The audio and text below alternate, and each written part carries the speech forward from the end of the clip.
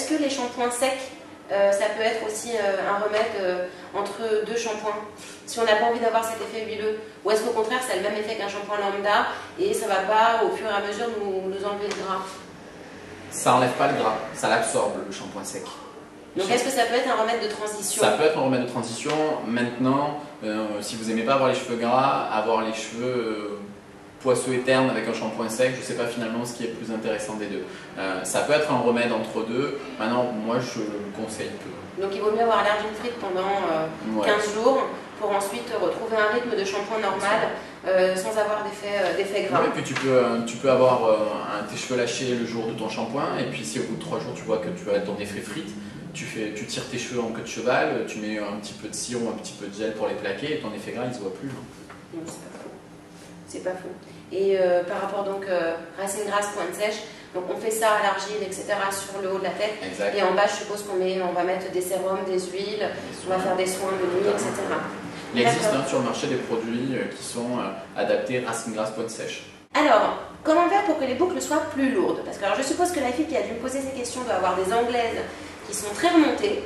J'ai pas regardé la photo ni quoi que ce soit. Et donc, je suppose qu'elle voudrait avoir un effet un petit peu plus détendu. Avoir des boucles qui soient plus... allonger son cheveu en fait. Ouais, complètement, ouais. C'est possible? Ça va être possible, ouais. Donc on va avoir deux techniques différentes pour alourdir une boucle. Alors on va pouvoir utiliser ce qui va être tout ce qui est coiffant, huile, qui vont être vraiment éphémères sur le moment du coiffage. D'accord. Donc il y a différentes huiles qui vont apporter de la lourdeur sur une boucle. Tiare, macadamia, sésame, jojoba, tournesol. Okay. Voilà. Il peut y avoir aussi les coiffants, une mousse de coiffage avec un biphase, ça va permettre d'alourdir mais sans cartonner. Okay. Et après on va avoir tout ce qui est technique dans le temps, qui vont être pratiquées donc en salon de coiffure. Ça va être tout ce qui est détente de boucle. Extenso, machin, qu'on voit en salon par exemple. Ça va être dans ces produits-là, totalement. D'accord. Ok, et ça agit... Enfin, ça a une longue durée de vie en salon, ces trucs-là? Alors, la durée de vie, c'est le temps que le cheveu repousse, bien sûr. Donc en moyenne, on en fait une tous les 6 mois. D'accord, donc en fait, sur la partie qui a été faite, la boucle reste détendue. Oui, d'accord, il n'y a qu'au niveau de la repousse qu'il y a à faire des retouches. D'accord. Est-ce que tu peux me donner un exemple de routine de cheveux complète en allant du shampoing jusque tout le reste, quoi? Alors, une routine complète, ça va être quoi? Ça va être déjà démêler ses cheveux avant de prendre sa douche. Voilà. Ok. Avant de commencer quoi que ce soit, on démêle bien ses cheveux, comme ça on n'a pas de nœud au moment du shampoing, c'est parfait. Dans la douche, 2 shampoings. Idéalement. Idéalement 2 shampoings. Là où on se rend vraiment compte quand un cheveu est propre, c'est quand le shampoing mousse beaucoup. Voilà, donc si à la fin du premier shampoing vous vous rendez compte qu'il y avait très peu de mousse, pensez à faire un deuxième. Toujours bien sûr adapter un shampoing à son cheveu. D'accord. Voilà. Une fois les 2 shampoings faits, on essore les cheveux. Alors essorer, pas pendant 2 heures, hein, on prend une serviette éponge, on imbibe l'excédent d'eau, ça suffit amplement. Pourquoi? Quand on va appliquer un masque derrière, si on le met sur un cheveu qui est trop humide, on va le diluer et on va perdre du coup un pouvoir nutritif ou réparateur. On va perdre du produit aussi, on perd du produit, on perd du temps, on perd l'argent. On laisse poser son masque, alors attention, l'application du masque, bien demi-longueur et pointe, on évite de trop se rapprocher de la racine, sans quoi ça pourrait régresser très rapidement le cheveu. On laisse poser, on rase son masque, et bien sûr après, on évite de frictionner ses cheveux quand on les sèche. Donc c'est-à-dire on éponge, mais on frotte pas non plus, c'est pas le but, c'est pas une serpillière, donc on a tendance à trop les emmêler, et du coup on perd l'effet qu'on a utilisé avec le masque.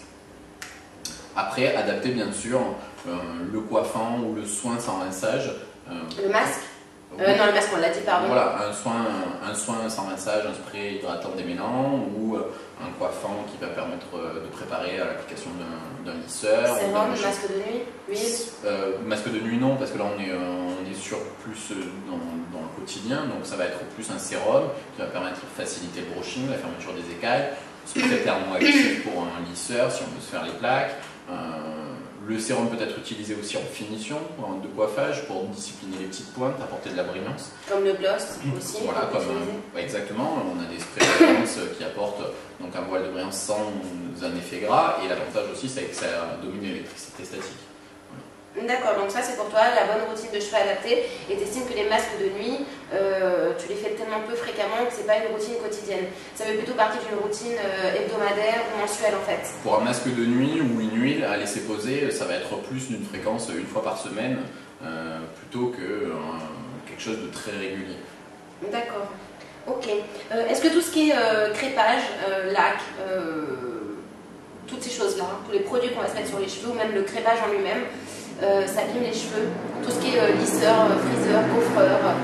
À long terme, c'est vrai que si on a une utilisation trop régulière de ces appareils-là, c'est des appareils qui chauffent, donc automatiquement le cheveu va être sensibilisé. Même si on utilise un soin protecteur de chaleur? Même si on utilise un soin, au bout d'un moment, si on se fait tous les matins un passage de plaque, le cheveu va être sensibilisé. Alors, pas non plus être cassant et être obligé de couper, mais le cheveu est abîmé. Après, en ce qui concerne les produits de coiffage qu'on va adapter aussi, que ce soit le lac, gel, mousse, etc., bien sûr, voir des produits sans alcool, parce que du coup, on va moins agresser le cheveu. Ça dessèche l'alcool, on est d'accord? Oui, totalement. On en trouve très très peu maintenant dans les produits.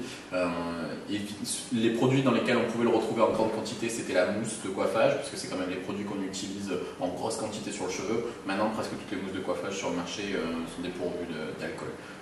Après les lacs, c'est toujours pareil. On a de l'alcool, maintenant on en met beaucoup moins sur le cheveu, et puis on a des produits qui sont beaucoup moins agressifs, qui s'éliminent très très facilement. Donc pour cette partie-là, avec parcimonie à utiliser. Il faut laisser respirer ses cheveux de temps en temps quand même. D'accord, donc de temps en temps le week-end, laisser sa touffe et pas... Totalement. Et voilà, et votre chérie vous verra avec une touffasse au lieu d'avoir des beaux cheveux raides.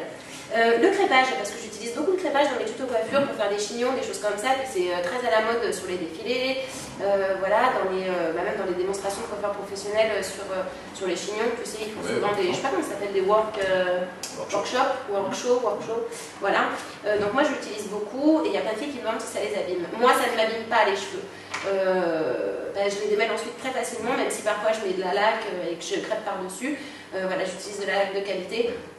Donc j'ai pas de résidus et ça résiste pas. Comment on crêpe correctement un cheveu sans pour autant l'abîmer, ou au moins en essayant de minimiser les dégâts? Alors, ce qui va abîmer le cheveu au niveau du crépage, ça va être comment le démêler. Et la façon de le démêler va dépendre de la façon dont on le fait. Pour faire un bon crépage, c'est la tension de la mèche, vraiment très tendue. On plante son peigne en haut de la mèche et on tire vers le bas sans ressortir les dents, on remonte et on redescend. Donc ça veut dire qu'en fait on n'enlève jamais le peigne de la mèche. Exact. Voilà, donc là on va vraiment pouvoir bien serrer son crépage en racine, donc il va être très efficace. Et c'est surtout voilà, au niveau démêlage. Pour démêler un crépage, on va travailler de la pointe vers la racine. Donc on va commencer à démêler vraiment la pointe, la demi-longueur, puis en remontant sur la racine. Si le crépage a bien été fait, le démêlage doit se faire très facilement. Et du coup on ne tire pas sur le cheveu et on n'a pas de casse, on n'abîme pas le cheveu. D'accord. Alors comment conserver une belle coloration? Parce que moi je me pose la question, en fait, je vois des shampoings colorants et je vois des colorations. Donc dans les supermarchés on trouve les deux. Quelle est la différence avec ce qu'on se fait en salon, ce qu'on peut se faire à la maison? Enfin, quelle est la différence entre ces shampoings colorants et ces colorations? Alors c'est vrai qu'on trouve deux types de produits. On va avoir ce qu'on appelle donc la teinture, qui professionnellement on appelle ça de la coloration d'oxydation. C'est vraiment de la couleur qui va tenir, qui va couvrir à 100% les cheveux blancs, qui ne s'estompe pas au fur et à mesure des lavages et qui donne un effet racine quand ça repousse. Et après on va avoir ce qu'on appelle le shampoing colorant, donc c'est un ton sur ton.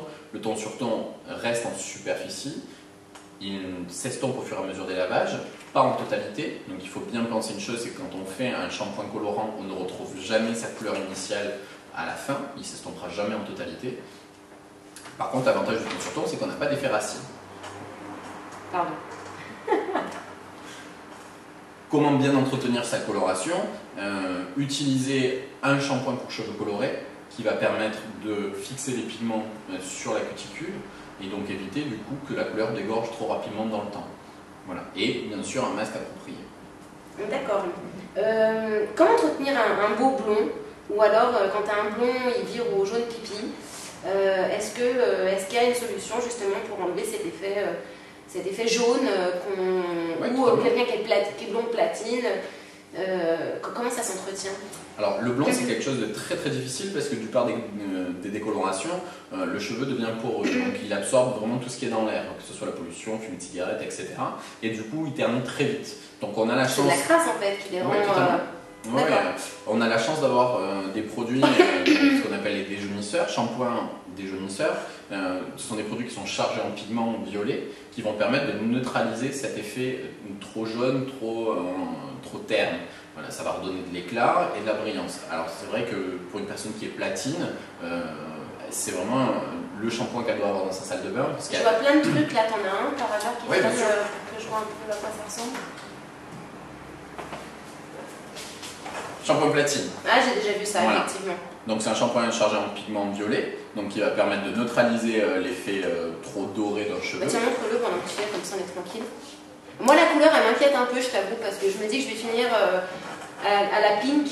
Non, alors il faut bien voir une chose, c'est que c'est pas un shampoing lavant, c'est un shampoing technique. Donc on va utiliser après ton premier shampoing. On lave ses cheveux avec son shampoing habituel et on vient appliquer celui-ci en deuxième. Alors si on a peur de se retrouver avec cet effet un petit peu bleuté, on peut le diluer avec son propre shampoing, ce qui va vraiment permettre de ne pas prendre de risque de faux reflets. Voilà.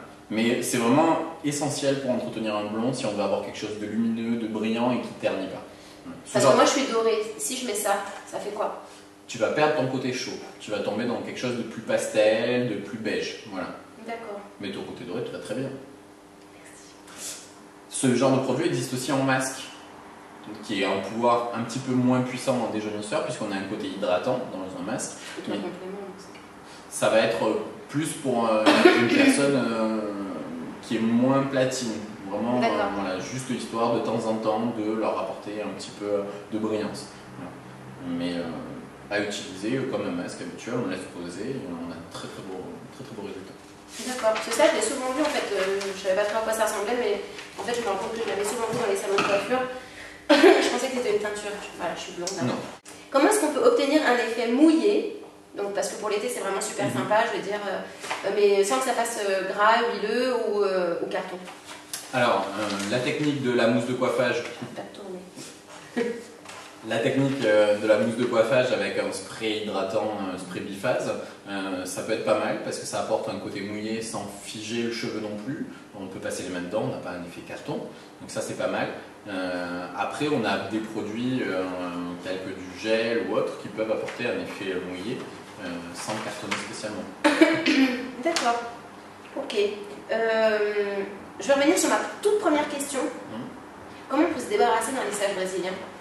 Pour se débarrasser d'un lissage brésilien, il n'y a rien de plus simple. Il faut utiliser un shampoing quelconque.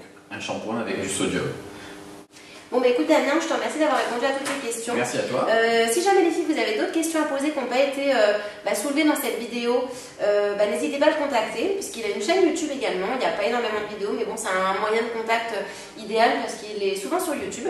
Donc je vous mets ses coordonnées juste en dessous et dans la barre d'infos également. Peut-être que tu veux dire 2-3 mots sur Générique parce que je tiens quand même à préciser que Générique c'est pas un salon de coiffure, il n'est pas en train de faire la promo pour son salon quoi que ce soit parce que Générique n'est pas un salon de coiffure. Dis ce que c'est clairement Générique. Donc Générique c'est la première marque low cost de produits de coiffure en France, donc on propose des produits de qualité fabriqués en Europe mais à des prix réduits. Donc en fait on supprime les coûts externes, donc vous avez un bon produit mais vous n'aurez jamais une publicité avec une grande star dessus.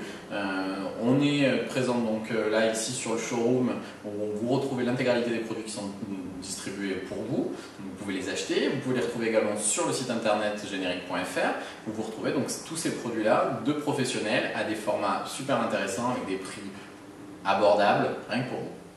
Alors moi je me pose quand même la question parce que évidemment quand je me fais mes mèches je vais chez le coiffeur. Et en fait, souvent, les filles qui te font les shampoings, derrière, tu vois les produits qu'elles utilisent. En règle générale, c'est caché, mais pas toujours. Et j'ai remarqué que j'ai souvent vu des produits génériques. Donc, ce qui veut dire qu'en gros, ces salons de coiffure-là vont investir dans ces produits professionnels low cost pour s'occuper de nos cheveux. Donc, à l'origine, c'est quand même quelque chose à destination des professionnels. Totalement. Mais puis maintenant.